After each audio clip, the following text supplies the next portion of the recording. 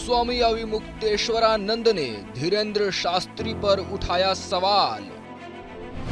जोशी मठ के दरारों को भरने की दी चुनौती। बागेश्वर वाले बाबा को लगातार मिल रही चुनौतियां। दो धर्म गुरुओं का आमना सामना। हम उनको फूल बिछाएंगे कि आओ और ये जो मकान में दरार आ गई है, हमारे मठ में आ गई है, उसको जोड़ दो। तो जो सत्य के साथ हैं, जो सनातनी हैं, वो हमारे साथ हैं। जो वामपंथी विचारधारा के लोग हैं, वो हमारे विपक्ष में हैं।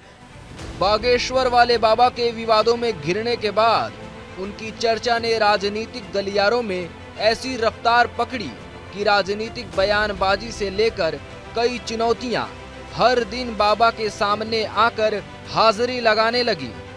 कई नेता बाबा बागेश्वर वाले के पक्ष में जाकर खड़े हो गए, तो वहीं कई लोग इन्हें ढोंगी और पाखंडी करार देने लगे। ऐसा लग रहा है जैसे हर सुबह बागेश्वर वाले बाबा के लिए नई चुनौती लेकर आ रही हो। वहीं दूसरी ओर धीरेन्द्र शास्त्री के समर्थक उन्हें ढोंगी बताने वालों को धर्म विरोधी कह रहे हैं, उन्हें वामपंथी और सनातन विरोधी कह रहे हैं। लेकिन जरा ठहरिए और ये सुनिए। जो चमत्कार हो रहे हैं वो जनता की भलाई में अगर उनका कोई विनियोग हो तो हम उनके जय जयकार करेंगे, नमस्कार करेंगे, और नहीं तो ये चमत्कार जो है छलावा है, इससे ज्यादा कुछ नहीं। भगवा वस्त्र धारण किए ये महंत ज्योतिष पीठ के शंकराचार्य स्वामी अविमुक्तेश्वरानंद हैं, जो बिना नाम लिए ही बागेश्वर वाले बाबा पर निशाना साध रहे हैं। बागेश्वर वाले बाबा को आम लोगों से लेकर राजनेताओं से भी चुनौतियां मिल चुकी हैं, लेकिन अब एक सनातन धर्म गुरु ने ही उन्हें चुनौती दे डाली, जो कि बेहद चौंकाने वाली है। कि अगर किसी राजनेता ने ये कह दिया कि धर्मांतरण को अपने चमत्कार से रोक दीजिए तो हम मान जाएं, तो अच्छा ही कहा। इसमें क्या खराबी? अगर कोई चमत्कारी है तो रोक दे, सही तो है। चमत्कार इस क्षेत्र में दिखाओ ना, वही तो हम कह रहे हैं कि अगर आपके पास ऐसी कोई अलौकिक शक्तियां आ गई हैं जिनसे आप जादूगर की तरह से जादू की छड़ी घुमा करके कुछ कर सकते हैं अचानक, तो आप कर दीजिए। लेकिन अगर कोई है ऐसा चमत्कारी पुरुष तो धर्मांतरण रोक दे, तो लोगों की आत्महत्या रोक दे, तो लोगों को घरों में जो झगड़े फसाद हो रहे हैं सुमति ला दे, पूरा देश एकदम एक दूसरे से प्यार आदर करने लग जाए, जो वर्गों में विद्वेष हो रहे हैं उन वर्गों के विद्वेष को रोक दे। ऐसा कुछ जनता और राष्ट्र के लिए उपयोगी चमत्कार करके कोई दिखाए तो हम उसको चमत्कारी पुरुष कह सकते हैं। स्वामी अविमुक्तेश्वरानंद बाबा बागेश्वर वाले को कभी जोशी मठ में आई दरारों को भरने की चुनौती देते हैं, तो कभी धर्मांतरण को चमत्कार से रोकने की बात करते हैं। लेकिन कुछ ही दिन पहले स्वामी अविमुक्तेश्वरानंद भी जोशी मठ के आपदा को रोकने के लिए धार्मिक अनुष्ठान करने की बात कर रहे थे, और वो खुद ही मानते हैं कि ज्योतिष शास्त्र के आधार पर की गई भविष्यवाणी सच होती है। लेकिन ज्योतिष शास्त्र की आड़ में ये जो खेल चल रहा है वो कहीं ढोंग तो नहीं। जोशी मठ के संदर्भ में हमने ज्योतिषियों से पूछा तो उन्होंने प्रश्न कुंडली बना करके कहा कि ऐसा करने से हो जाएगा। तो ये उपाय होता है ज्योतिष शास्त्र के आधार पर।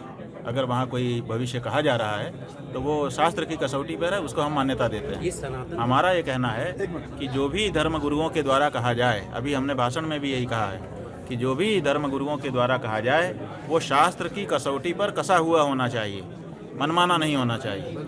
अगर किसी शास्त्र की कसौटी पर कसा हुआ गुरु के मुख से कोई बात निकल रही है तो उसको हम मान्यता देते हैं। और वो अगर अपने मन से कुछ भी कह रहा है कि जा तेरा ये हो जाएगा, जा तेरा ये हो जाएगा, अगर मन से कह रहा है, अब उसकी अपनी शक्ति है जितना वो कर दे, लेकिन शास्त्र की कसौटी पर जो है वो हम मान्यता देते हैं और उसी के अनुसार हम लोग भी बोलते हैं। मनमाना बोलने के लिए हम अधिकृत नहीं है, ना मनमाने को हम हाँ कहते हैं। बाबा बागेश्वर वाले पर उठते सवालों के मामले में कहा सुनी का दौर जारी है। अविमुक्तेश्वरानंद के बाद द्वारिका पीठ के जगत गुरु शंकराचार्य सदानंद सरस्वती धीरेन्द्र शास्त्री के पक्ष में खड़े हो गए।